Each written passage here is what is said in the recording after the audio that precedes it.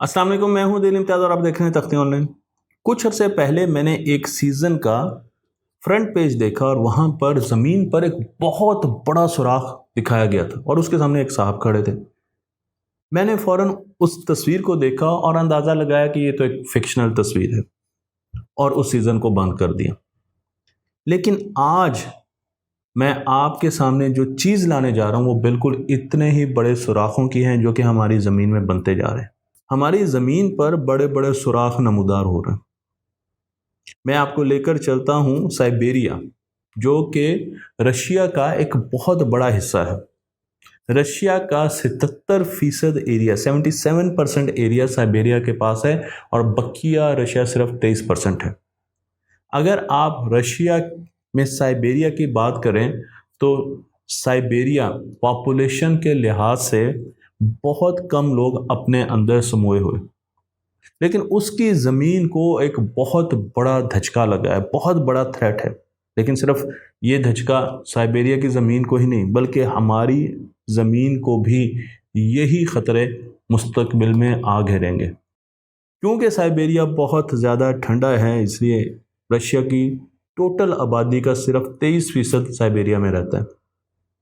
अगर आप ठंडे तरीन वक्त की बात करें तो साइबेरिया में सर्दियों में -70 डिग्री सेंटीग्रेड तक टेम्परेचर जाता है, लेकिन गर्मियों में साइबेरिया का टेम्परेचर कई जगहों पर 35 डिग्री तक हो जाता है। तो मैं हैरान था कि कहाँ -77 और कहाँ पर 35 डिग्री सेंटीग्रेड, तो बहुत ज़्यादा डेल्टा है, बहुत ज़्यादा डेल्टा है। अगर आप साइबेरिया के एरिया की बात करें तो साइबेरिया पूरी खुश्की का 10% है। इतना ज़्यादा एरिया, लैंड का एरिया मौजूद है साइबेरिया के पास। साइबेरिया में बहुत सी आर्कियोलॉजिकल साइट्स भी हैं। साइबेरिया में हमें बहुत फॉसिल्स मिले, चाहे वो आप मैमथ की बात कर लें, डायनासोर्स की बात कर लें या इंसानों की बात कर लें। मैं आपको लेकर चलता हूँ साइबेरिया की ही एक साइट की तरफ, जहां पर हमें तकरीबन 1,25,000 से 90,000 साल पुराना इंसान के बच्चे का हड्डियों का एक ढांचा मिला। ये ढांचा हमें 2010 में मिला, जब एक आर्कियोलॉजिकल टीम ज़मीन को खोद रही थी और हमें 90,000 से 1,25,000 पुराना ये ढांचा मिला, जिससे डीएनए को एक्सट्रैक्ट किया गया और अब इसे स्टडी किया जा रहा है। तो एक तरफ तो हमें यहाँ पर बहुत से फॉसिल्स मिल रहे हैं जो कि हमें तारीख के बारे में बता रहे हैं। दूसरी तरफ साइबेरिया में दुनिया की सबसे ज़्यादा गहरी झील भी है।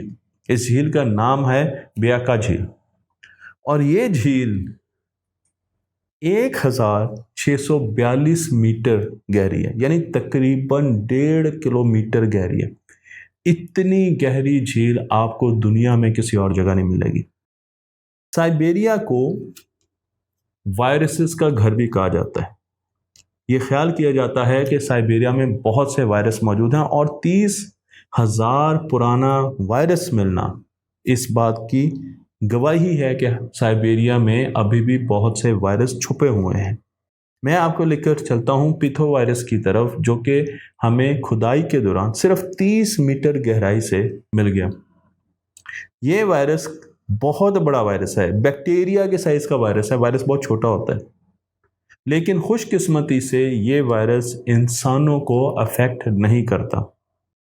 तो साइबेरिया की ज़मीन को खोदना काफ़ी ख़तरनाक भी हो सकता है। रशिया अपना 70% ऑयल और गैस साइबेरिया से लेता है। उसके लिए साइबेरिया की ज़मीन को खोदना पड़ता है, उसमें ड्रिल करना पड़ता है, उसमें सुराख करने पड़ते हैं, क्योंकि रशियन इकोनॉमी साइबेरिया से चलती है। साइबेरिया का इलाका परमाफ्रॉस्ट है। इसका मतलब ये है वो ग्राउंड जिसके ऊपर तो आपको घास नज़र आ रही है, लेकिन अगर आप उससे थोड़ा सा नीचे जाएं तो वहाँ आपको बर्फ़ ही बर्फ़ मिलेगी। और इस नीचे वाली घास का जो टेम्परेचर है वो 0 डिग्री सेंटीग्रेड अगर 2 सालों तक रहता है या उससे नीचे रहता है तो उसे हम परमाफ्रॉस्ट कहते हैं। मैं आपको यहाँ पर दिखा रहा हूँ, तो आप एक्टिव लेयर देख रहे हैं ऊपर, जहाँ पर आपको घास नज़र आ रही है, लेकिन नीचे बर्फ़ ही बर्फ़ है। साइबेरिया एक परमाफ्रॉस्ट है, लेकिन परमाफ्रॉस्ट जो कि आपको अब मुख्तलिफ तस्वीर में मैं यहाँ पर दिखा रहा हूँ वो सिर्फ साइबेरिया में नहीं है। بلکہ آپ امریکہ کے علاقے الاسکا میں جائیں، کینیڈا میں جائیں، آپ کو شمالی علاقوں میں، زمین کے شمالی علاقوں میں کئی جگہ پر پرما فراسٹ نظر آئیں گے۔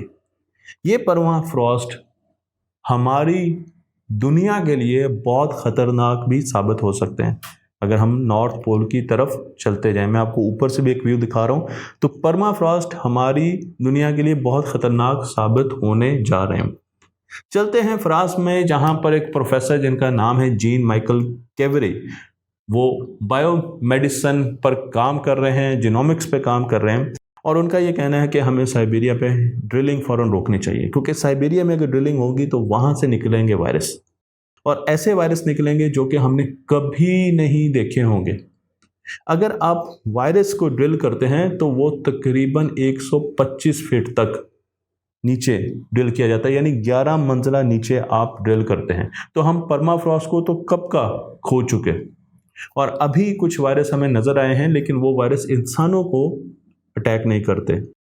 ہم نے دنیا میں، ہمارا دعویٰ ہے، انسانوں کا دعویٰ ہے کہ ہم نے دنیا سے اسمال پاکس ختم کر دی، اور اسے کہہ دیا گیا ہے کہ ہم نے اسمال پاکس وائرس کا خاتمہ کر دیا ہے۔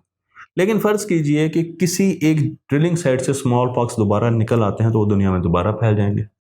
یہ تو وہ وائرس ہیں جو کہ ہماری دنیا میں جن کی ویکسینیشن موجود ہے، لیکن ایسے وائرس بھی نکل سکتے ہیں جن کے بارے میں ہم جانتے ہی نہیں ہیں۔ وائرس سے بڑھ کر ایک اور خطرہ اب ہمیں سائبیریا میں نظر آتا جا رہا ہے۔ 2014 جولائی میں پہلی مرتبہ ٹی وی کی خبروں میں ایک ہی بریکنگ نیوز تھی، اور وہ نیوز تھی کہ سائبیریا میں ایک بہت بڑا شگاف پڑ گیا ہے زمین میں۔ یہ شگاف 150 فٹ گہرا ہے، اور اس کا والیوم اتنا ہے کہ اس میں 10 سوئمنگ پول کا پانی آ سکتا ہے۔ لیکن سوال یہ تھا کہ یہ شگاف آیا کہاں سے، اس کی وجہ کیا ہے؟ میں آپ کو یہاں پر اس شگاف کی تصاویر دکھا رہا ہوں، اور آپ دیکھ سکتے ہیں کہ انسان اس کے مقابلے میں کتنے چھوٹے آپ کو نظر آ رہے ہیں، اور ارد گرد آپ کو اس کا ڈیبری، اس کا کوڑا بھی، کرکٹ بھی نظر آ رہا ہے، جو کہ بہت اہم۔ اس کی طرح کے اور شگاف بھی سائبیریا میں نمودار ہونا شروع ہو گئے۔ اب سوال یہ تھا کہ یہ شگاف آئے کہاں سے؟ ہمیں پتہ ہے کہ زمین پھٹتی ہے، جب سیزمک ایکٹیویٹی ہوتی ہے، جب آتش فشاں پڑتے ہیں تو زمین میں دراڑیں آ جاتی ہیں، زمین پھٹ جاتی ہے۔ لیکن سائبیریا میں تو ان دنوں میں کوئی بھی سیزمک ایکٹیویٹی رپورٹ نہیں ہوئی۔ زمین میں ایروجن بھی ہوتی ہے، جب بارشیں ہوتی ہیں تو زمین میں سڑکیں ٹوٹ جاتی ہیں اور پوری کی پوری گاڑیاں گھس جاتی ہیں۔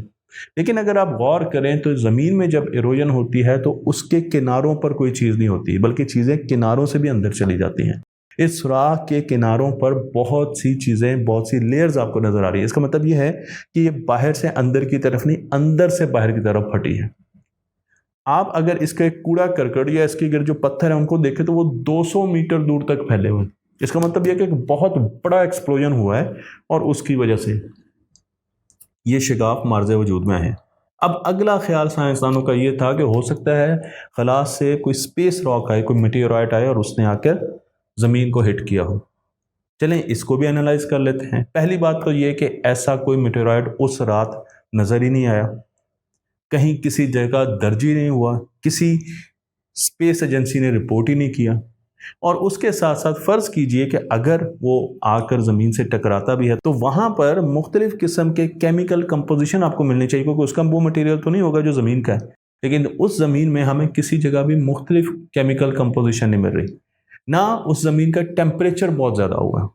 میٹیورائٹ جب لگتا ہے تو وہ تو ایک دھماکے کے ساتھ پڑتا ہے، آگ بھی لگتی ہے، فرکشن بھی ہوتی ہے، وہاں پر ٹیمپریچر بہت زیادہ ہوتا ہے۔ یہاں پر بھی وہ چیز نظر نہیں آئی، نہ فورن پارٹیکلز نظر آئے، نہ کوئی منرلز نظر آئے، تو اندازہ ہو گیا کہ یہاں پر کسی قسم کی ایسی ایکٹیویٹی نہیں ہوئی جس کے باعث ایک میٹیورائٹ آ کر زمین پر لگا ہو۔ نہ ہی یہاں پر زلزلہ آیا، نہ ہی یہاں پر میگما تھا، نہ ہی یہاں پر لاوا تھا، نہ ہی قریب کے سیزمک ریسرچ سینٹرز نے کوئی ایکٹیویٹی کی۔ تو پھر آخر ہوا کیا، یہ سوراخ آیا کیسے؟ یہ اس سیریز کی پہلی ویڈیو ہے، اور اس سیریز میں کم از کم 2 اور ویڈیوز آئیں گی جو کہ صرف آپ کو اس سوراخ کے بارے میں نہیں بتائیں گی، بلکہ آپ کو اور بھیانک قسم کی چیزوں کے بارے میں بتائیں گی جو کہ اس سوراخ کی بدولت ہم تک آنے والی ہیں۔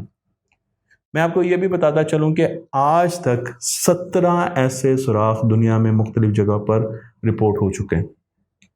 ये सुराख सिर्फ साइबेरिया में नहीं है, बल्कि आने वाले वक्तों में आपको पता चलेगा कि ये अलास्का में भी हैं और ये बहुत और जगह पर भी हैं। मैं आपको एक हिंट देता चलूँ कि आखिरकार ये सुराख आया कैसे और कहाँ से। जब साइंसदानों ने इस सुराख की मट्टी को एनालाइज किया तो एक हिंट हमें मिला, और वो हिंट ये था कि इसमें बहुत ज़्यादा मीथेन मौजूद थी। यानी इसमें घर में जलने वाली जो गैस है जो कि ज़मीन से निकलती है वो बहुत ज़्यादा मौजूद थी। लेकिन उसके साथ साथ एक और हिंट भी बाद में मिला, और वो हिंट ये था कि ये सुराख ज़्यादातर वहाँ पर अपीयर होते थे जहाँ पास ही कोई ऑयल या गैस ड्रिलिंग फैसिलिटी मौजूद होती थी। तो अब सवाल ये पैदा होता है कि क्या ये सुराख दुनिया में बाकी जगहों पर भी हैं, और अगर ये सुराख बाकी जगहों पर हैं तो इनका मतलब क्या है, और ये किस तरीके से आने वाले दिनों में इंसानियत के लिए एक बहुत बड़ा थ्रेट बनने जा रही है।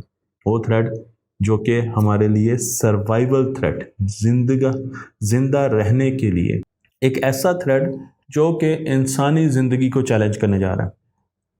इस सीरीज़ की ये पहली वीडियो थी। आने वाले वक्तों में 2 और वीडियोस मैं इसी सीरीज़ की बनाऊंगा, जिसमें आपको ना सिर्फ इस सुराख के बारे में बल्कि इस ऐसे और सुराखों के बारे में और उसके साथ साथ और परमाफ्रॉस्ट के बारे में भी बताऊंगा कि वो कैसे हमें एक इतनी मुश्किल सूरत हाल में लेके जा रहे हैं जिसका इंसान के पास कोई हल नहीं। मुझे उम्मीद है ये वीडियो आपको पसंद आई होगी। तख्ती ऑनलाइन को लाइक कीजिए, शेयर कीजिए और अपनी आबो हवा का ख्याल रखिए।